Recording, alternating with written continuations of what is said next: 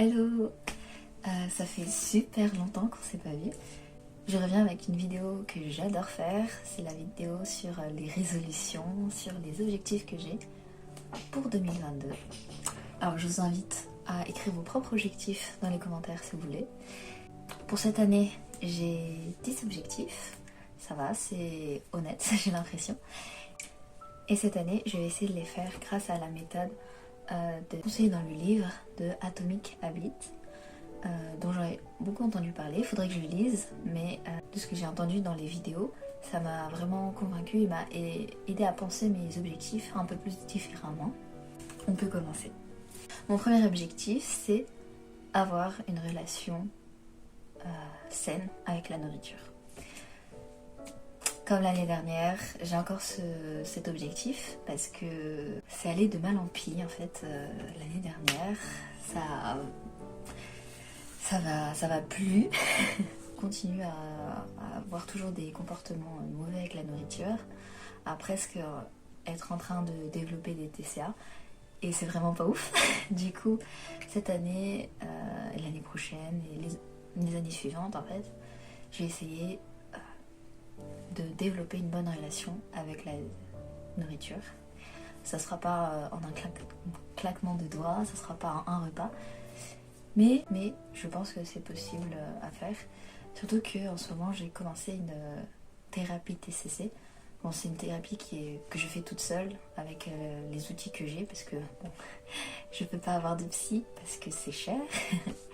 Mais du coup je vais continuer mon workbook de TCC, travailler sur mes comportements, sur mes pensées, sur mes émotions, etc. Et essayer d'être plus intentionnelle avec la nourriture et ne plus l'utiliser comme un moyen de... Enfin, lui donner la place qu'elle mérite. C'est-à-dire juste le fait de me nourrir en fait. Parce que la nourriture, c'est juste ça en fait, techniquement. C'est là pour nous nourrir. Voilà. Quelques petites stratégies pour faire en sorte de réussir cet objectif, ou en tout cas d'avancer. C'est d'utiliser donc mon workbook, l'échelle de la faim. C'est une échelle qui va me permettre de me rendre compte de mes sensations physiques quand je mange, ne plus continuer à faire les mauvaises habitudes que j'ai, c'est-à-dire être la poubelle du groupe, manger jusqu'à ce que je me sens pleine, mais genre trop pleine. Je suis en train aussi d'écouter quelques podcasts, Recette ton assiette, qu'une amie m'a conseillé. D'autres podcasts comme Se sentir bien, me détacher un peu de la diet culture, tout ça quoi, qui fait que j'ai du mal avec la nourriture quoi. Mon deuxième objectif, c'est de devenir une personne sportive. Depuis que je me suis fait mal à la jambe, j'ai complètement arrêté le sport à cause de ça et j'ai pas repris en fait. Et j'aimerais bien reprendre de façon autant qu'avant, si possible. Donc j'ai le Freeletics de mon frère. Donc j'espère que l'abonnement ne va pas s'expirer dans pas trop longtemps parce que sinon je devrais en racheter un autre. Mais sinon j'ai un autre abonnement pour Basic Fit que je fais avec des amis et ça me motive un peu plus, même si la salle de sport est super loin. Mais bon, ça c'est un autre problème. Et pourquoi je veux devenir une personne sportive? Tout simplement parce que j'aimerais bien être indépendante dans mes mouvements, dans mes muscles, le plus longtemps possible. Parce que mon troisième objectif, c'est de devenir une danseuse. Pourquoi? Tout simplement parce que j'adore danser, ça me fait du bien, ça me libère souvent et ça me permet d'être moi en fait. Mais je le fais pas assez souvent. J'aimerais bien danser plus librement, pas forcément faire des chorés, mais à danser de moi-même et quand je veux quoi. Quatrième objectif, c'est de devenir régulière. En ce moment, je sais pas si c'est l'université qui fait ça, mais j'ai la flemme. J'ai la flemme. C'est un peu chiant parce que j'aime bien faire des langues, j'aime bien travailler mes langues, j'aime bien faire du sport, j'aime bien faire du piano. Enfin, j'aime bien faire mes hobbies, mais je peux pas parce que j'ai la flemme et je suis aussi super fatiguée des cours que j'ai. Je sais pas si c'est la licence qui est comme ça ou c'est juste parce que c'est l'hiver, je ne sais pas. Mais du coup, j'aimerais bien redevenir régulière dans mes habitudes et dans ce que j'aime faire. Et encore quelques petites astuces que je vais essayer de mettre en place, c'est avoir ce mindset où je show up every day. Je sais pas comment dire ça en français. Donc en installant des routines et en posant des intentions sur mes journées. Les intentions, c'est super utile, en tout cas pour moi. Ça m'aide à focus mon cerveau, à le mettre dans une certaine direction. Mais du coup, j'aimerais faire en sorte que mettre des intentions sur mes journées devienne presque une habitude, presque un réflexe en fait. Mon 5e objectif. Je suis un peu étonnée de ce que j'ai écrit, mais apparemment, j'aimerais avoir 15 de moyenne pour ma première année de licence. Loin de moi de dire que c'est impossible, mais parce qu'au début j'avais marqué que je voulais avoir 12 de moyenne en licence, mais bon, j'ai augmenté mes attentes, pourquoi pas. Et pour ça, je vais vous dire des astuces qui ont l'air totalement évidentes, mais que je n'ai pas appliquées dans mon premier semestre universitaire. Ma première astuce, c'est aller en cours. Et oui Rachel, pour apprendre, tu dois aller en cours. Arche ne suffit pas. S'il te plaît Rachel, va en cours. Deuxième astuce, c'est écouter en cours. C'est super Rachel, tu es en cours. Mais tu es sur ton ordinateur. Ça ne sert à rien. S'il te plaît Rachel, écoute. Troisième astuce, encore très très simple. Rachel, s'il te plaît, prends des notes.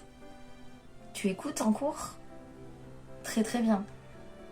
Mais si tu prends des notes, ça sert à rien, tu vas oublier, dès que tu sors de la salle, tu vas oublier. Même dès la fois où il l'a dit, le prof, ça ne sert à rien, tu as déjà oublié. S'il te plaît, prends des notes. Quatrième astuce, c'est un peu plus dur quand même, c'est réviser si possible en avance, et si possible en plus, parce que ce premier trimestre de licence a été quand même un peu chaotique, parce que bon... Les sorties, tout ça, les amis, c'est super, mais c'est pas ça qui va nous donner des bonnes notes. Bon, c'est pas grave. En soi, passer avec 10, c'est très très bien aussi. Je vois pas le problème parce que de toute façon, ça change rien à la fin. Mais en tout cas, Rachel, you got this. En vrai, je me donne pas vraiment comme objectif avoir 15 de moyenne. Disons que ce serait le top du top. Mon 6e objectif, c'est d'atteindre le niveau N3 en japonais.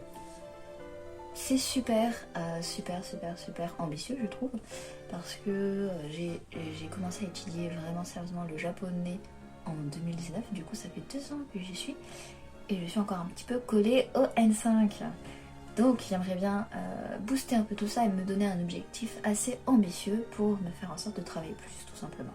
Moi j'ai prévu un petit peu, toujours ambitieusement, parce que j'ai des examens la semaine prochaine, mais ça c'est un détail, de consacrer janvier et février à l'étude du N5 en profondeur.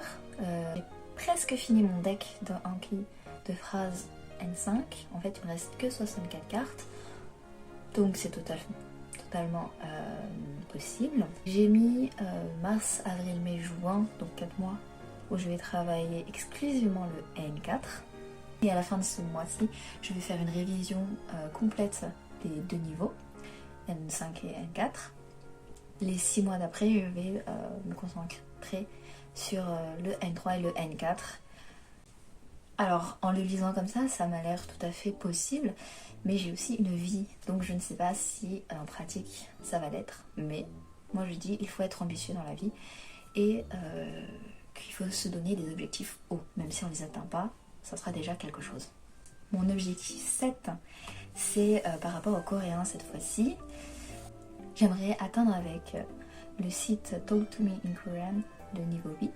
Et je consacre 3 mois par niveau. C'est faisable, c'est totalement faisable et c'est easy peasy, c'est très très simple. Puisque je suis, comment ça s'appelle, sur un serveur Discord de Bangtan Academy. J'aimerais bien atteindre le niveau 3B. Le niveau 3B de Sejong, qui est un institut qui enseigne le coréen tout simplement, en fait, permettra de au moins progresser. La 8e résolution, c'est de consacrer 3 heures par semaine au piano. J'adore le piano, j'adore en faire, j'en fais pas assez souvent, comme d'hab, toujours le même problème. Et j'ai commencé un compte Instagram qui va être consacré à la pratique du piano. J'aimerais faire si possible tous les jours, au moins 15 minutes. Ce qui est un petit peu ridicule, sachant que avant je faisais au moins... Enfin, j'essaie de faire 1 heure par jour. Mais soyons réalistes, j'ai pas que ça à faire. Mais voilà, j'aimerais bien faire tous les jours, si possible à 18h. J'avais prévu 2 morceaux que je voulais faire cette année. C'est pas vraiment des morceaux. Le premier livre de morceaux que je voulais faire, c'est des études de Camille Saint-Saëns qui sont pas du tout connues, mais ma prof de piano, elle m'en avait parlé et je m'étais dit que ce serait une bonne idée de les faire parce que ça pourrait m'entraîner à faire d'autres choses que je ne fais pas souvent et à faire progresser mon niveau. Mon deuxième morceau que j'avais prévu de faire, c'est une valse de Chopin. J'ai pas le numéro en tête, mais je crois qu'elle est très connue. Je ne sais pas si elle est dure ou si elle est de mon niveau, mais j'ai envie de la faire tout simplement. Du coup, c'est ça ce qu'on va faire. Ma 9e résolution, c'est de lire 52 livres cette année. 52 livres, ça veut dire 1 livre par semaine, et c'est tout à fait faisable, étant donné que je passe ma vie à lire. Donc, cette semaine, j'ai déjà presque atteint mon objectif, parce que j'ai déjà fini 1 livre. Et le livre que j'ai fini, c'est Le Cercle des Poètes Disparus. Bien aimé. C'était très très facile à lire, très rapide. L'histoire était prenante et la fin était surprenante.